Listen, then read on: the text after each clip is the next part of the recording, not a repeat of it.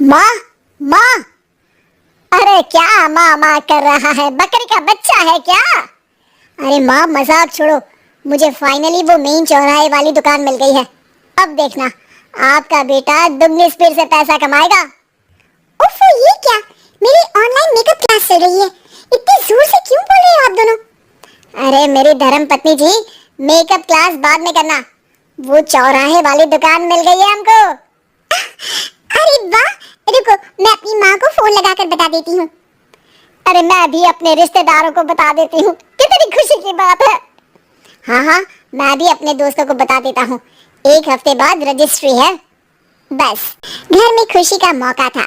उन तीनों ने अपने अपने फोन उठाए और लोगों में बात फैलाना शुरू कर दिया। और रही सही कसर श्वेता बहू ने अपने पड़ोस में सबको बताकर कर दी। अरे वर्मा आंटी, अब हम भी जल्दी कार ले लेंगे, घर का रेनोवेशन होगा और ठाट से रहेंगे हम भी। अरे ऐसा क्या हुआ? लॉटरी बाटरी लग गई है क्या? अरे इस बार चौराहे वाली मॉल में हमको भी दुकान मिल गई है, दुकान नंबर 21, जो एकदम चौराहे पर है। अब ग्राहक बढ़ेंगे तो आमदनी भी बढ़ेगी ही ना। अरे वाह, कितनी खुशी की बात है। मैं बहुत खुश हूँ तुम्हें इतना खुश देख के। बाकी एक बात कहूँ, सबको मत बताते फिरना, किसी की नजर लग जाएगी तो खुशी की खबर वापस लौट जाएगी। हैं? ऐसे थोड़ी ना होता है। अब डरा रही हो? अरे सही कह रही हूँ, काली नजर कहते हैं इस चीज को, जब आप किसी को कुछ बताओ और वो काम बिगड़ जाए। अरे लेकिन मैं तो, तुमने सबको बता दिया ना? हाँ, फोन लगा लगा के। अब बच के रहना, काली नजर बड़ी खतरनाक होती है।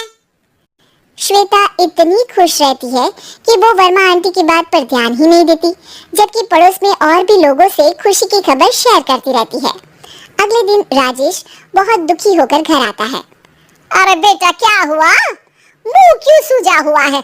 मधुमक्खी ने काट लिया क्या? माँ, वो दुकान किसी और के पास चली गई, किसी ने ज्यादा भाव लगा दिया। अरे पर बात तो आपसे हुई थी ना उस दुकान वाले की? हाँ, आज मैं टोकन अमाउंट देने गया था, तब मुझे पता चला कोई आकर सुबह मुझसे पहले ही ज्यादा अमाउंट दे गया। काली नजर। क्या कहा? वर्मा आंटी ने समझाया था कि किसी को बताना मत, वरना काली नजर लग जाएगी। अच्छा, तुम्हें उनकी बात मान लेनी चाहिए थी। उनकी बात मान लेती, लेकिन उसके पहले ही सबको बता चुके थे ना हम तीनों। अरे अगली बार से ध्यान रखेंगे, कोई भी नई चीज होगी तो किसी को नहीं बताएंगे। तीनों कुछ दिन ऐसे ही रहते हैं, पर एक दिन श्वेता को एक मेल आता है। राजेश, मेरा ऑनलाइन मेकअप कोर्स कंप्लीट हो गया, अब मैं खुद का पार्लर खोल सकती हूँ। अरे वाह, अपने मोहल्ले में ही खोलते हैं? ये जो घर के सामने दुकान है ना, वहीं? हाँ, यहाँ सस्ती भी मिल जाएगी। अगले दिन श्वेता वर्मा आंटी के पास जाती है मिठाई का डब्बा लेकर। अरे आओ आओ, कैसे आना हुआ? जोर से नहीं बोलूंगी, वो सामने वाली दुकान है ना, वहाँ मैं अपनी पार्लर की दुकान खोलने वाली हूँ, उसकी मिठाई है। अरे वाह, बहुत बधाई हो तुमको। हाँ, मैं कमाने लगूंगी तो राजेश पर पूरे घर का बोझ नहीं रहेगा ना आंटी जी। ये तो है, पर ये बता कि तूने ये बात किसी और को तो नहीं बताई ना? अरे नहीं, पिछली बार गलती कर दी थी, काली नजर लगी किसी की और राजेश के हाथ से वो दुकान चली गई थी। सबको मत बताना। चलो मैं चलती हूँ, कल दुकान की बात करने भी तो जाना है। अगले दिन श्वेता दुकान के लिए मालिक से बात करने जाती है। अरे लेकिन दुकान तो हम कल रात को ही किसी को दे चुके हैं। कल ही? हाँ कल ही। 2 दिन बाद कोई यहाँ पार्लर भी खोल लेगा, अब कहीं और दुकान देख लीजिए। अरे पर हमको भी तो पार्लर ही खोलना था। भैया एक ही दुकान है, आधी आधी तो नहीं दे सकता ना मैं। राजेश और श्वेता घर पर हताश होकर आ जाते हैं। इस बार तो किसी को बताया भी नहीं था, अब किसकी काली नजर लग सकती है? सुनो, तुमने माँ को बताया था क्या? अरे कैसी बात कर रही हो? माँ की नजर थोड़ी ना लगेगी। पक्का तुमने किसी को नहीं बताया था ना? सिर्फ वर्मा आंटी को बताया था। उन्होंने ही मुझे किसी को नहीं बताने को कहा। अरे यार तुम भी सही हो, मेरी माँ को नहीं बताने को कह रही हो, पर वर्मा आंटी को बताना तुम्हें जरूरी लगा। अरे वर्मा आंटी ने ही तो काली नजर के बारे में बताया था ना, वो हमेशा हमारा भला ही तो चाहती है। मेरी माँ भी हमारा भला ही चाहती है। अरे पर चिल्ला क्यों रहे हो? बात नहीं कर सकते क्या आराम से? नहीं आता हूँ आराम से बात करना, और करना भी नहीं चाहता हूँ मैं।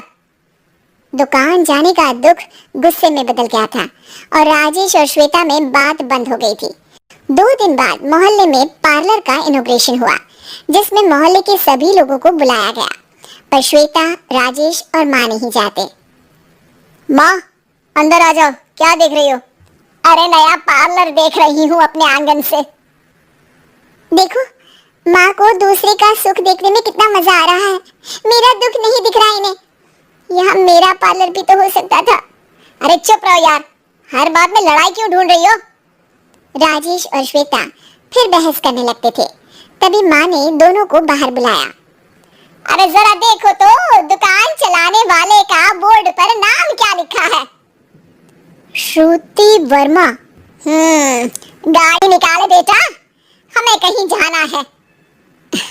काली नजर का इलाज कराने। राजेश अपनी बाइक निकालता है। तीनों ट्रिपलिंग कर रहे हैं। माँ राजेश को उस मॉल वाली दुकान पर लेकर जाती है जहाँ राजेश अपनी दुकान खोलने वाला था। यही दुकान लेना चाहता था ना तू? हाँ, पर इनको भी दुखी करने लेकर आई हो क्या यहाँ पर दुकान दिखाकर? वहाँ काफी नहीं था? अरे श्वेता थोड़ा सब्र रख, अभी पता चलेगा कि हम यहाँ क्यों आए हैं। बता, इस दुकान चलाने वाले का नाम क्या है? अनुपम वर्मा। कुछ समझ में आया? वो दुकान वाली श्रुति वर्मा, ये दुकान वाला अनुपम वर्मा, और हमारे पड़ोस पे हमने उस दुकानों के बारे में बताया किसको था? अब वर्मा आंटी को। मतलब वर्मा आंटी ही हमारा काम बिगाड़ रही है? नहीं, ऐसा नहीं हो सकता, ये बस इत्तेफाक है। राजेश अपना फोन निकालता है और श्रुति वर्मा और अनुपम वर्मा के नाम फेसबुक पर सर्च करता है, जहां ये दोनों ही वर्मा आंटी के रिश्तेदार होते हैं। श्वेता को समझ में आ जाता है कि वर्मा आंटी की ही नजर काली नजर है। अब क्या करना है? कोई भी खुशी की खबर हो तो काली नजर से बचना है, यानी वर्मा आंटी से बचना है। अरे पर मुझे ये समझ में नहीं आया कि वो हमारे साथ ऐसा क्यों करेंगी? अरे बेटा, एक सीख है, दूर के आदमी को आपकी तरक्की से कम परेशानी होगी, पड़ोसी को ज्यादा। दोनों माँ की बात में हामी भरते हैं और अगला काम चुपचाप करने की कसम खाते हैं, ताकि आगे से वर्मा आंटी कोई काम ना बिगाड़ सके।